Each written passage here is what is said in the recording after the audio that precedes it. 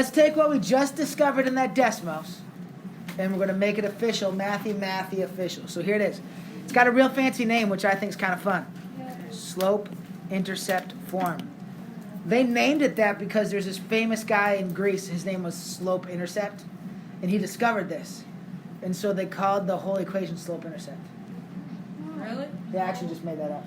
Okay. It's called slope-intercept form because it is comprised of M being the slope and B being the y-intercept. But you know, like a lot of stuff in math is named because of a guy. I was going to name my firstborn kid slope-intercept, but I went for John Edward instead. Okay. Here is the equation, the mathy symbol way. Y equals mx plus b. M stands for the slope. We already know that, right? The coefficient of x. When you did constant proportionality, it was k. But that coefficient of x, we've already discovered for multiple days, that means slope.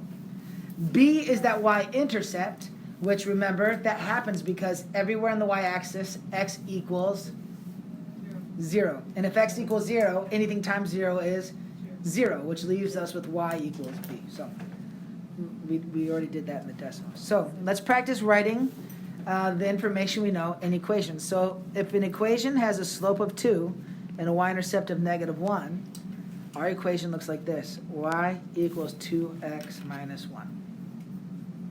It's got a slope of 2 and a y-intercept of -1. And here's something really cool. You ready for this? You're not ready for this, are you? Yeah. You've already done this, and you just didn't know it.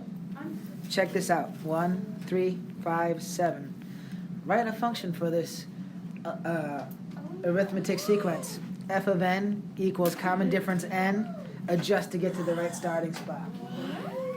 So this was if you had the first, second, third, fourth term. But if we had a 0 term, which would be like the y-intercept, it'd have to be a -1. I know I'm going to have to clean up all these exploding heads. But you've actually already done this and you didn't even know you did it.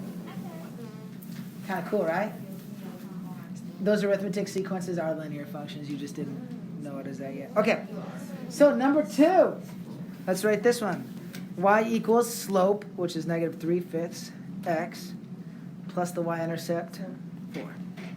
Now this one would be harder. This would be a sequence with a common difference of -3/5.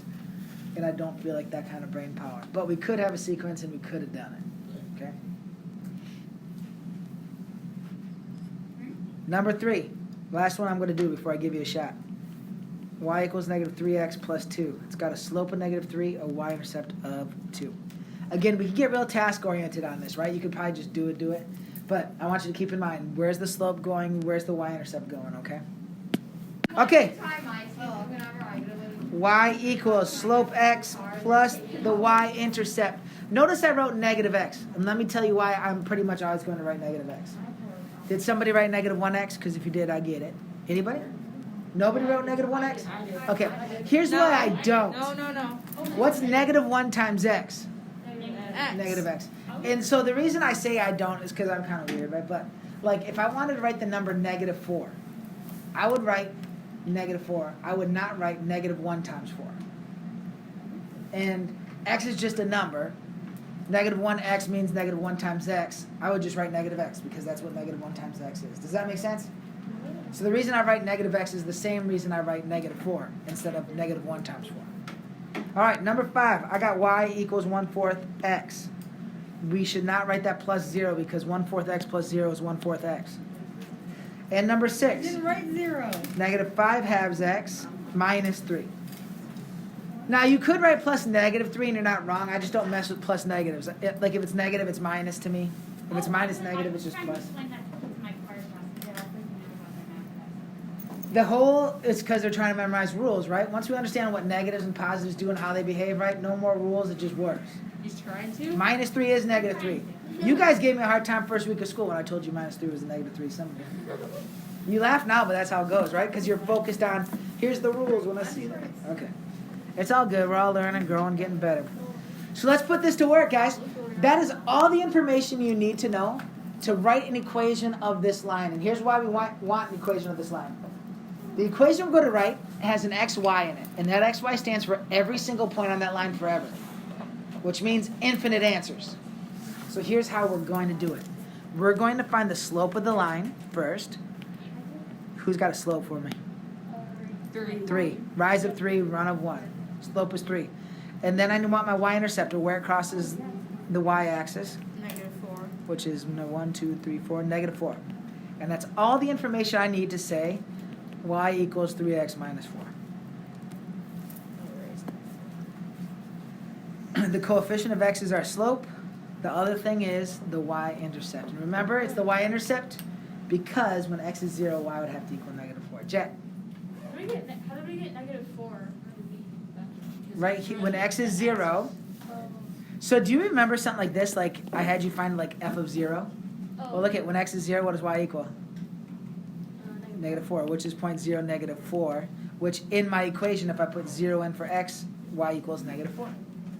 So keep in mind, it's, again, you hear me say this over and over, really easy to get task-oriented with this stuff, right? But keep in mind, this equation that we wrote right here is true for every single infinite point on that line forever. The x, y ordered pairs on that line work in that equation, every single one of them. It's kind of cool how much is in just that line, like just in that equation. So let's practice for number 8. What's my slope?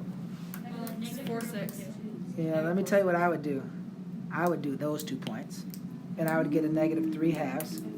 I heard some -6/4 out there, but you should simplify that, right?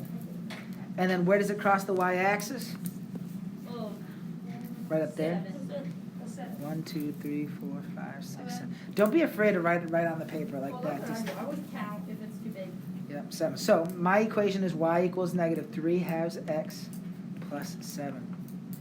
So here's what's kind of also cool with this. I'm gonna pause this because this isn't for today's lesson, but I think you can handle it. Okay, so looking at 11, down 1, right 4, -1/4. And then what's my y-intercept? 5. Did everybody else get 5? Yeah. So y equals mx plus b. And kind of what this equation is saying is I'm starting at 5, and the relationship between that point and the rest of the points is down 1, right 4, down 1, right 4, forever. Max? I have a question. Does the line being positive or negative affect the b equals? That's a good question. So Max asked, does the negative or positive of the slope change the y-intercept? Right? Well, you're going to answer that for me. So, no matter if it's negative or positive, when I multiply it by an x value of 0, which is true everywhere on the y-axis, what happens to that term? Like regardless if I have 2/5 x or -1/4 x. When x is 0, what happens to that whole term? That whole term would be, so you're saying either... Like, so let's look at 2/5 x. Whether it's 2/5 x or -2/5 x. When I plug 0 in for x, which is anywhere on the y-axis, So, 0 then? it becomes 0, right? Does that change what this number is? No. Okay. You just answered your own question, Max, my man. Yeah. It does. The slope doesn't matter at all for the y-intercept because the y-intercept happens when x is 0 and the slope's attached to x, right? Kind of. I don't know if I like that word attached, but it's the coefficient of x. So let's look at 12. Our slope is 4/3. Our y-intercept is 0. So y equals 4/3 x. We have a proportional relationship there, friends. Now the only difference would be, remember, if we were like give this a y-intercept, it could start somewhere else, and then if it had a y-intercept, right? But it doesn't. That's the only difference. Cool. I got some more for you to try. 4 more. Let's get after it. Try them out and we'll check it. Friends, let's start writing some equations. So I'm going to be soliciting some help. Miles, number 13. I'd like a slope and a y-intercept, please. Okay. I concur. So y equals -2x minus 3. Nolan, 14. I'd like a slope and a y-intercept. So I said it was 5/6 negative. Yeah, -5, 6. Okay, and what's the y-intercept? -4. So this line crosses the y-axis at 4? Where does it cross at? I know.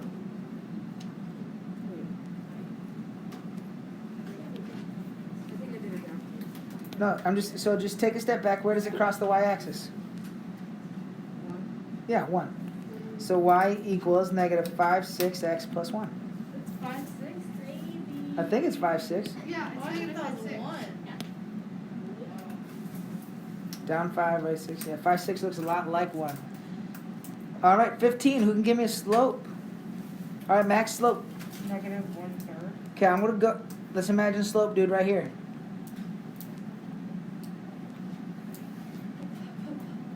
So 1/3 is not all bad. But if slope dude's going up that hill, So would that be then just normal 1/3? 1/3. Yep. Good mistake. And the y-intercept's what? 2? I got negative 2. Or negative? It's below the origin. So y equals 1/3 x minus 2. Positive 1/3. Nice. No, the next one. Oh, okay. All right, last one, Nate. What is the slope? Oh, it's -5. Negative 5, so let me double check it. Down 5 by 1. Cool, cool. What's the y-intercept? 8. 8, so y equals negative 5x plus 8. Cool, cool. Your homework is like this. It's on Go Formative, but I need to open it up still.